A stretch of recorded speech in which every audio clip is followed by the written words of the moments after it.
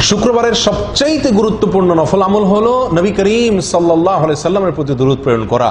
প্রিয় বন্ধুগণ, দুরূদ এমনিতেই একজন মুমিনের জন্য সবচাইতে লাভজনক আমলসমূহের মধ্যে থেকে একটি বার যদি কেউ নবীর প্রতি দুরূদ পাঠ করে, আল্লাহ সুবহানাহু ওয়া তাআলা ওই ব্যক্তির প্রতি 10 বার রহমত নাজিল করেন। 10টি রহমত আল্লাহ সুবহানাহু ওয়া তাআলা তার প্রতি নাজিল করেন।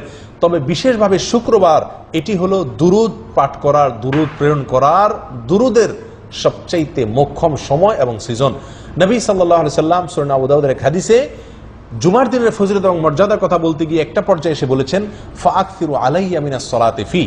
সুতরাং শুক্রবার আসলে তোমরা আমার প্রতি বেশি বেশি দুরূদ প্রেরণ করবে, দুরূদ পাঠাবে, দুরূদ পাঠ করবে, আল্লাহ সুবহানাহু ওয়া তাআলার কাছে প্রার্থনা করবে, দোয়া করবে আমার জন্য। ফাইন্না সালাতাকুম মারুদাতুন আলাইয়া, কেননা তোমরা যে দুরূদ পাঠ করো এটা বৃথা যায় না, অযথা নয়, বরং এই দুরূদ ফেরেশতাগণ আমার সামনে উপস্থাপন করেন, কে পাঠ করেছে, কোত্থেকে পাঠ করেছে, আমার সামনে রিপোর্ট পেশ করা হয়। সুতরাং তোমরা শুক্রবারে বেশি বেশি